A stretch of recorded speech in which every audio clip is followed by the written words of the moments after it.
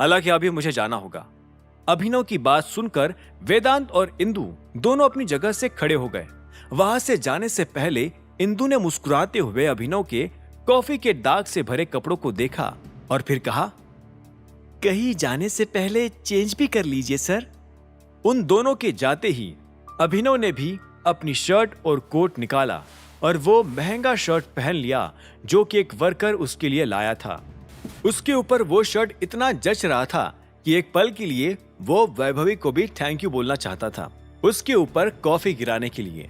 देवेन की इस कंपनी को भले ही अभिनव ने टेक ओवर कर लिया था, लेकिन वो अभी भी सोच रहा था कि उसे डेवलप करने की जरूरत थी भी या नहीं।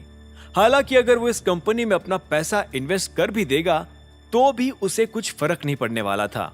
मात्र 200-300 करोड़ की कंपनी उसके अरबों खरबों के बिजनेस पर रत्ती भर भी असर नहीं डाल सकती थी। इसलिए बेहतर यही है कि वो इस कंपनी को चलने दे।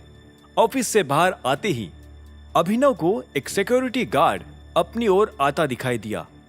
हेलो सर, वो ट्रेसी और वैभवी नाम की लड़कियां जिस गाड़ी से आई थी वो भी हमारी कंपनी की ही थी, इसलिए मैंने उन्हें वो वापस नहीं ले जाने दी। ये उसकी चाबी। अभिनव ने उस चाबी को अपने हाथ में लिया और सोचा कि उसके पास ऑलरेडी एक गाड़ी थी और वो एक और को नहीं संभाल सकता था।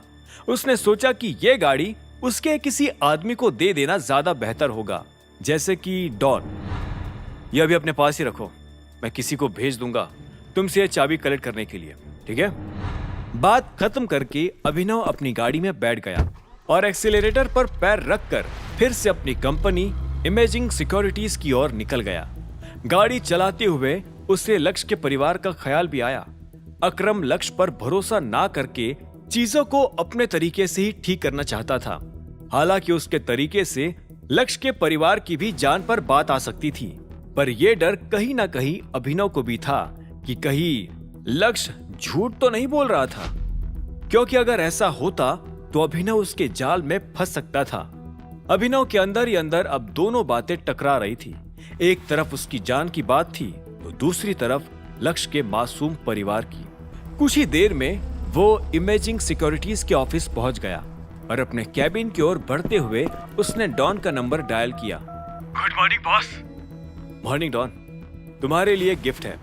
टीके कॉर्पोरेशन के पार्किंग लॉट में एक गाड़ी खड़ी है, वो तुम्हारी है। उसे तुम कभी भी जाकर उठा सकते हो। डॉन एक पल के लिए शॉक्ड हो गया। मेरी है से मतलब पूरी तरह से मेरी हो गई बॉस? हाँ, तुम्हारी हो गई। अब नाम ट्रांसफर भी जल्दी करवा कर भेज दूंगा। अभिनव ने अपना सिर हिलाते हुए कहा। Thank you so much boss, thank you. Don excitement में चिल्ला पड़ा और इसी वक्त अभिनव ने उसे एक और बात कही। सुनो, अब एक काम भी है। जी बॉस, बोलिए ना। डॉन फिर से सीरियस हो गया। इस बात का पता लगाओ कि उस अरबाज का कोई परिवार है या नहीं। मुझे उसके बारे में बारीक से बारीक डिटेल्स चाहिए, समझ गए? समझ गया सर, लेकिन आपका प्लान क्या है? नहीं, अभी कोई प्लान नहीं है, लेकिन हमें इंफॉर्मेशन खोजना शुरू कर देना चाहिए। अरबाज पहले ही मेरे कमजोरी जान चुका है, इसलिए अब उसकी कमजोरी जानकर पहला बार मैं उस पर करने वाला हूं। अभिनव ने कहा। डॉन उसकी बात समझ चुका था। उसने एक और बार गहरी सांस लेकर याद किया कि अभिनव ने उसे क्या कहा था, ताकि वो कोई भी बात भूल ना जाए। ठीक है बॉस, जैसी कोई इंफॉर्मेशन मिलेगी उसकी जांच पड़ताल करके आपसे डिस्कस करूंगा। ठीक है, डिसमिस्ड। अभिनव ने अपना फोन काटा ही था कि इसी वक्त उसे सामने से टीना पास आते हुए दिखाई दी।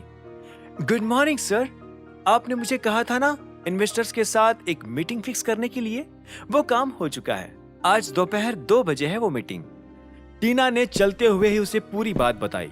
अभिनव ने सिर हिलाकर हामी भरी और फिर आखिरी में उसने एक सवाल पूछा, और बाकी के रिक्वेस्ट का क्या? कौन से रिक्वेस्ट सर? टीना ने थोड़ा हिचकिचाते हुए पूछा। अभिनव ने रुककर उसकी ओर एक पल के लिए देखा, जिससे टीना को महसूस हुआ कि उससे कुछ गलती हो चुकी थी। अभिनव किस रिक्वेस्ट की बात टीना से कर रहा था? इन्वेस्टर्स के साथ मीटिंग में अभिनव क्या बोलने वाला था?